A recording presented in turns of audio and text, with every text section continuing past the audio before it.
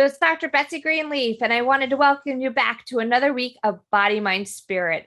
So today we're going to be talking with Pantea Kalhor about about PTSD, and also she's known as the fertility coach. Thank you so much for being with us today. Thanks, Betsy, for having me. So how did you get into the line of work that you do? Wow, so interesting. My background is software engineering. I'm project manager. And then I had some struggling with fertility. So I started having some treatments for IVF. And, as a gynecologist, you know that sometimes it doesn't take anywhere. So I was over 40, it took me 2 years. I realized that's not going to working for me. And I needed something else. I just need some alternative medicine or something to find out what my underlying issues. So I went to acupuncture and I did a lot of mind and body connections. And finally, I had my baby girl naturally conceived. And then I started writing the book, Naturally Conceived, and I finished. And then I said, oh, something is missing. I need more fertility experts, gynecologists, holistic medicine practitioner, just to bring this awareness that even if that's the conventional medicine is not going to work for you, there should be something underlying that you have to discover. And if your mind and body is not connected, that's not going to work.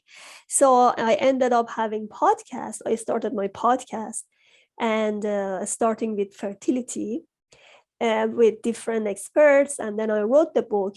And then when I finishing the book, I said, okay, I see there are in the middle of all interviews, I found a connection between mental health, PTSD, post-traumatic stress disorder, and fertility, because I had PTSD before. And I knew that if you don't process your PTSD, this connection between mind and body is still not there. And then you have to recover from it, you have to process it. So that's why I started having my PTSD study, and I'm doing coaching for fertility and PTSD, and also I'm a publisher as well. That is absolutely amazing. Yeah, you're up to what, 3 books, and you have more coming out, right? Yeah, I'm a bestseller of 3 books. But the last one, Naturally Conceived, I had 22 amazing contributors there. And then another 2 books coming this year. One of them about my PTSD summit, which is coming in October 19. I'm very excited about it because I had amazing experts there. And especially during the COVID, a lot of people are struggling with mental health, isolation, losing their loved one. So I was encouraged to write this book. And then I had another book, Naturally Conceived, which is Naturally Healed, which is coming in December. It's about chronic disease. And I went through all causes of chronic disease, which is not only what you see on the surface. Yes, and I have other book projects with my publishing company next year with the PTSD, and also with the second version of Naturally Conceived. That is so incredibly exciting. I don't know when you have time to do all that stuff, but this is something I talk a lot with my patients and clients, that we can do so many different things for the body, but if you don't address the mind, you're never going to get better.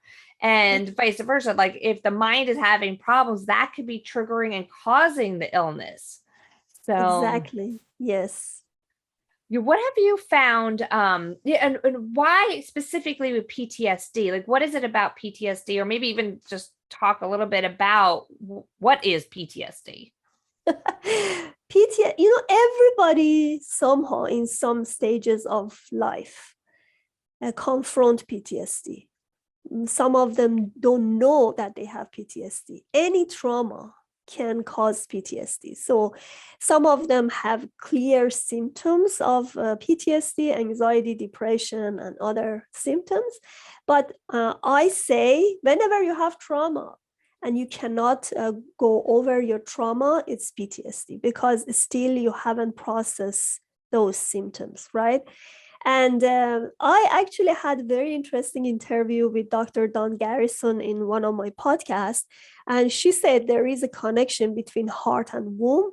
And this connection can be disconnected from your childhood trauma or any trauma in your life. And that's interesting to know that fertility issues come from those traumas.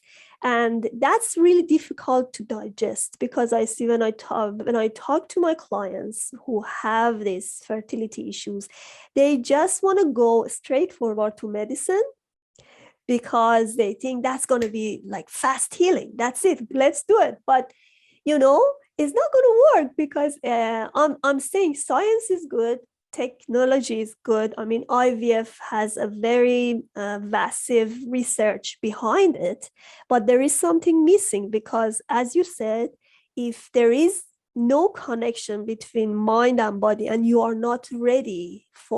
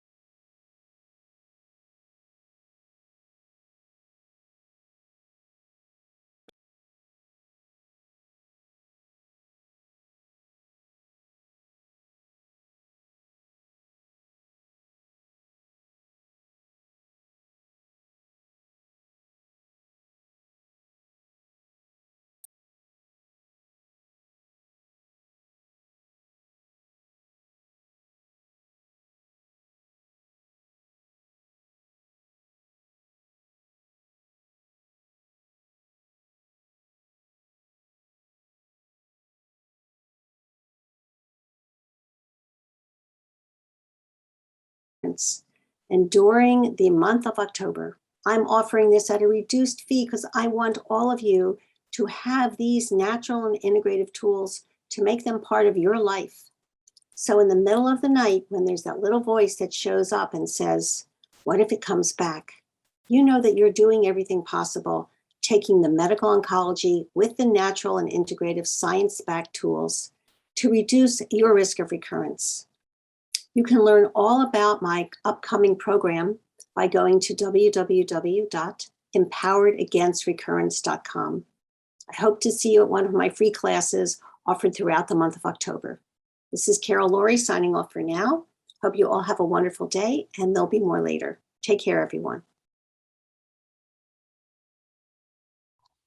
I'd like to welcome you all back, and we're talking with Pantea Kalhor. I don't know why I'm so bad with your last name. Kalhor. I don't know why. It's so easy, and I'm getting tripped up on it, but maybe it's my past trauma. No, teasing. No, that's not it. So we need to talk about seriously, because I mean, I think about in talking about traumas as being like bullied too. And I was bullied in 6th grade. And I was surprised at how long that followed me. And it wasn't until as an adult that I realized that bullying really was affecting my relationship. And even, I would say in college, I had a lot of health issues that were related to stress that can happen with this. So, Yes. yeah. What kind of things would you like to tell somebody who's experiencing or recognizing a trauma in themselves? Like, where should they start? Okay, that's interesting. Sometimes you realize this pattern in someone else, but by the time they are not willing to heal themselves, you can't help them. There are lots of parents, they try to help them, they talk to them, but it's very difficult. So you should know some tactic or some technique to help your kids, your children, to have this real recognition that they need to help themselves. So mostly we are talking about self-help. That's much better than you go to psychotherapist or you go to PTSD coach. That's the point you can start. And to me, you always need some gap. Let's say if you lose someone, is not really happening in one day. Like I lost my aunt when I was a child, and she was like a second mom to me because she was always there, and I really had a very strong bond to her, and it took me some time. You can't force someone, oh, okay, let's go, it's gonna be fine. It's not happening. Like even if you especially when you have a baby or you lose your young adult, it's very difficult to process. So you need some gap, and you have to feel some safety and peace in yourself, and then some inspiration that I talk about it in my another book, Rules of Change for the Better. I talk about my traumas, my accident, and how I recover from it and how I process it. So I found some inspiration. Let's say every time I lose something, I buy something for myself to celebrate this in me, because I know that's bad, that's trauma. But I know in long run, it gives me a lot of good lessons. So I buy something colorful, something shirt, a scarf, something that gives me inspiration. And then I said, what is my big motivation to go on? Let's say if you lose your child, that's really difficult. But if you have other kids to take care of, who's gonna take care of them? Right? You have to be strong. You have to be beside them, and you have to continue living, right? It's not about the losing. Let's say relationship, especially for kids and teenagers, is so difficult to overcome. But this is not only one person you have. There are millions of people out there. And when your heart is open, when you your spirit is open, when you have the right frequency, the right thing happen to you. So lots of self-help coming here. And in my book, Rules of Change for the Better, I have few stages of initiation, how to plan for your future, how to overcome some methodology that I use in my own treatment, and then how you can maintain it. And maintenance is very important. Let's say if you quit smoking, right? I've seen a lot of example in my life. After 5 years, they get back to smoking again, and then they can't quit, stay there because they had something trigger them to restart smoking, right? So you have to be on that maturity level to continue those habits. So if you just doing something to quit smoking, later you have to stabilize it and continue adding those habits to your life.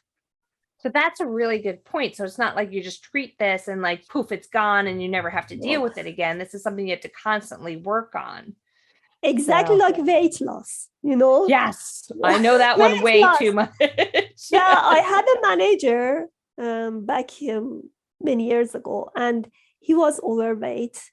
And he started going to mountain with his wife, and he encouraged every one of us come to the mountain with him. He started hiking, having good diet, very nice plan. And after a few years, I saw him again. He was the same person. He was like overweight again. And then I start having this issue. Why this happening to him? And I said he had some trouble with his finance, with his company, and then everything triggered him to get back to that situation. That's happening. So you have to work on your triggers. You have to process it, and you should have a real inspiration for yourself to go on. And your new book, what's the new one that's coming out? What is that one called? And if you can give us a little preview about the big tips in there. Interesting. The idea of this book came to my mind in June, because June was the month of PTSD. And I knew that there are lots of people in COVID have a lot of problem dealing with mental health or isolation. You cannot see your parents if they are far away. You cannot do a lot of traveling. You lose a lot of people. And unfortunately, due to COVID, we lost so many people. Maybe for us, it's easy to pass on, but one of my friends lost her husband, and it was so devastating. I was thinking, oh my God, I should write this book. And then I had some experts inside the book, very top in their niche. And they actually talk about how they overcame their loss. Three of them had dealing with loss. And two of them with their babies, one of them with his wife. And then I have I have 15 people inside this book. And then we talk about abusive relationship. We talk about early miscarriage, losing the baby in early stage, how you can overcome. And then an interesting thing about the Day 2 Summit was mind and body connection.